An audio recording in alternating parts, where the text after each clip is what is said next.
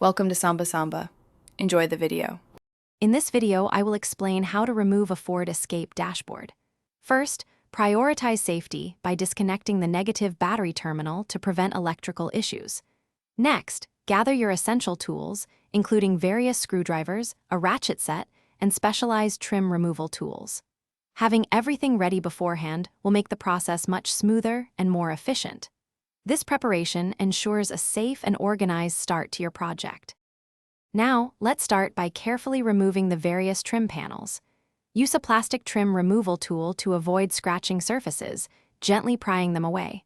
Once the trim is off, you'll see several screws holding the dashboard in place. Remove these. Don't forget to look for any hidden fasteners or clips that might be concealed behind the trim pieces, as these are crucial for complete detachment. With the fasteners removed, it's time to disconnect the electrical components.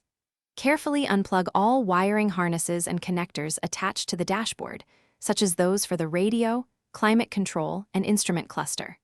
Double-check that every single mounting bolt and screw has been removed. Then, with a helper if possible, gently lift and pull the entire dashboard assembly out of the vehicle, being mindful of any remaining wires. When you're ready to reinstall, take a moment to inspect all components for any damage or wear.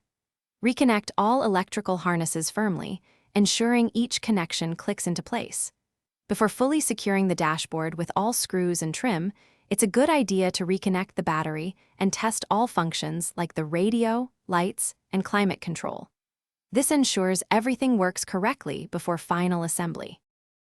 Thanks for watching. Consider subscribing if we helped you.